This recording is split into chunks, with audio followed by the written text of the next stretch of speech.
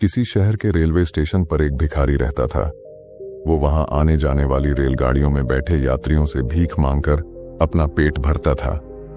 एक दिन जब वह भीख मांग रहा था तो सूट बूट पहने एक लंबा सा व्यक्ति उसे दिखा। उसने सोचा कि यह व्यक्ति बहुत अमीर लगता है, इससे भीख मांगने पर यह मुझे जरूर अच्छे पैसे देगा। वह उस लंबे व्यक्ति से भीख मांगने लगा। भिखारी को देखकर उस लंबे व्यक्ति ने कहा, तुम हमेशा मांगते ही रहते हो, क्या कभी किसी को कुछ देते भी हो? भिखारी बोला, साहब मैं तो भिखारी हूं, हमेशा लोगों से मांगता ही रहता हूं, मेरी इतनी औकात कहां कि किसी को कुछ दे सकूं। लंबा व्यक्ति बोला, जब किसी को कुछ दे नहीं सकते तो तुम्हें मांगने का भी कोई हक नहीं है। मैं एक व्यापारी हूं और लेन देन में ही विश्वास करता हूं। अगर तुम्हारे पास मुझे कुछ देने को हो तभी मैं तुम्हें बदले में कुछ दे सकता हूं। इतना कहने के बाद वह लंबा आदमी ट्रेन में बैठकर चला गया। इधर भिखारी उसकी कही गई बात के बारे में सोचने लगा। उस लंबे व्यक्ति के द्वारा कही गई बात उस भिखारी के दिल में उतर गई। वह सोचने लगा कि शायद मुझे भीख में अधिक पैसा इसीलिए नहीं मिलता क्योंकि मैं उसके बदले में किसी को कुछ दे नहीं पाता हूं। लेकिन मैं तो भिखारी हूं, किसी को कुछ देने लायक भी नहीं हूं। लेकिन कब तक मैं लोगों को बिना कुछ दिए केवल मांगता ही रहूंगा? बहुत सोचने के बाद उस भिखारी ने निर्णय किया कि जो भी व्यक्ति उसे भीख देगा उसके बदले में वह भी उस व्यक्ति को कुछ जरूर देगा। लेकिन अब उसके दिमाग में यह प्रश्न चल रहा था कि वह खुद भिखारी है तो भीख के बदले में वह दूसरों को क्या दे सकता है। इस बात को सोचते हुए 2 दिन हो गए, लेकिन उसे अपने प्रश्न का कोई उत्तर नहीं मिला था। तीसरे दिन जब वह स्टेशन के पास बैठा हुआ था तभी उसकी नजर कुछ फूलों पर पड़ी जो स्टेशन के आसपास के पौधों पर खिल रहे थे।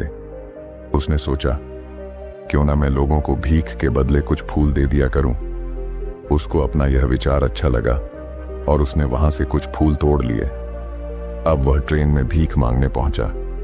अब जब भी कोई उसे भीख देता तो उसके बदले में वह भीख देने वाले को कुछ फूल दे देता। उन फूलों को लोग खुश होकर अपने पास रख लेते थे। अब भिखारी रोज फूल तोड़ता और भीख के बदले में उन फूलों को लोगों में बांट देता था। कुछ ही दिनों में उसने महसूस किया कि अब उसे बहुत अधिक लोग भीख देने लगे हैं। वह स्टेशन के पास के सभी फूलों को तोड़ लाता था।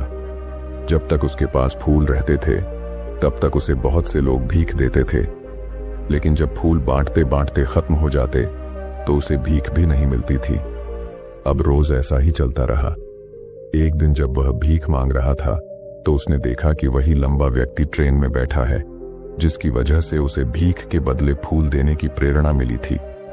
वह तुरंत उस व्यक्ति के पास पहुंच गया और भीख मांगते हुए बोला, आज मेरे पास आपको देने के लिए कुछ फूल हैं, आप मुझे भीख दीजिए तो बदले में मैं आपको कुछ फूल दूंगा। उस लंबे व्यक्ति ने उसे भीख के रूप में कुछ पैसे दे दिए और भिखारी ने कुछ फूल उसे दे दिए। उस लंबे व्यक्ति को यह बात बहुत पसंद आई। वह बोला, वाह क्या बात है, आज तुम भी मेरी तरह एक व्यापारी बन गए हो। इतना कहकर फूल लेकर वह लंबा व्यक्ति अपने स्टेशन पर उतर गया। लेकिन उस लंबे व्यक्ति द्वारा कही गई बात एक बार फिर से उस भिखारी के दिल में उतर गई।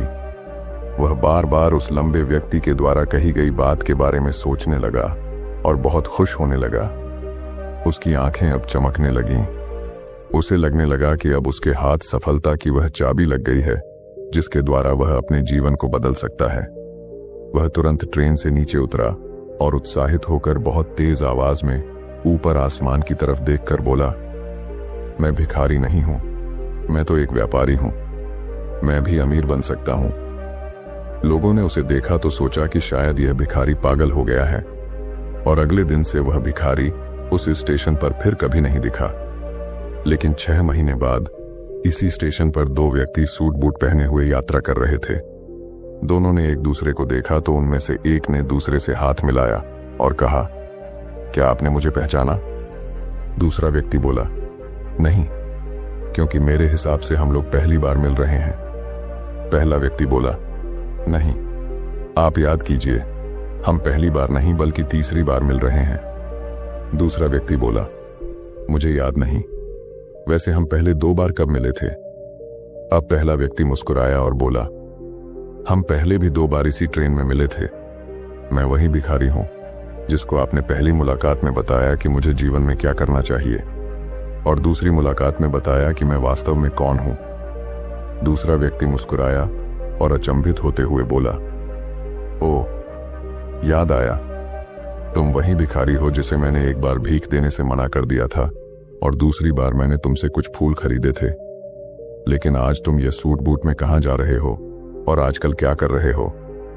तब पहला व्यक्ति बोला, हाँ, मैं वही भिखारी हूं, लेकिन आज मैं फूलों का एक बहुत बड़ा व्यापारी हूं और इसी व्यापार के काम से ही दूसरे शहर जा रहा हूं। कुछ देर रुकने के बाद वह फिर बोला, आपने मुझे पहली मुलाकात में प्रकृति का वह नियम बताया था जिसके अनुसार हमें तभी कुछ मिलता है जब हम कुछ देते हैं। लेन देन का यह नियम वास्तव में काम करता है। मैंने यह बहुत अच्छी तरह महसूस किया है, लेकिन मैं खुद को हमेशा भिखारी ही समझता रहा। इससे ऊपर उठकर मैंने कभी सोचा ही नहीं। और जब आपसे मेरी दूसरी मुलाकात हुई तब आपने मुझे बताया कि मैं एक व्यापारी बन चुका हूं। अब मैं समझ चुका था कि मैं वास्तव में एक भिखारी नहीं बल्कि व्यापारी बन चुका हूं। मैंने समझ लिया था कि लोग मुझे इतनी भीख क्यों दे रहे हैं, क्योंकि वह मुझे भीख नहीं दे रहे थे बल्कि उन फूलों का मूल्य चुका रहे थे।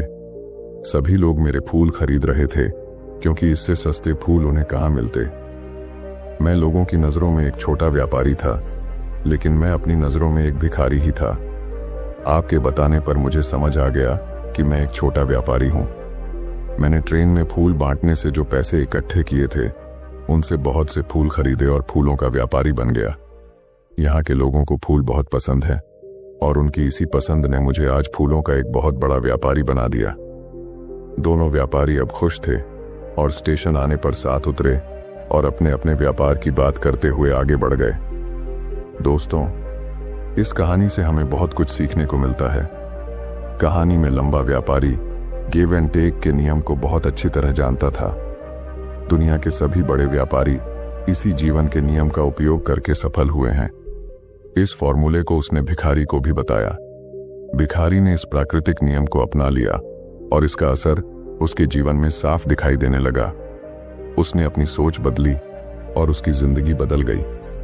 यह कहानी हमें बताती है कि हम यदि अपनी सोच बदल लें तो कुछ भी हासिल किया जा सकता है। यदि हम खुद को छोटा समझते रहेंगे तो हम हमेशा छोटे ही बने रहेंगे। बड़ा बनने के लिए हमें अपनी सोच को बदलना होगा और खुद के बारे में बड़ा सोचना होगा। कहानी का सार यह है कि सफलता आपकी सोच में छुपी होती है।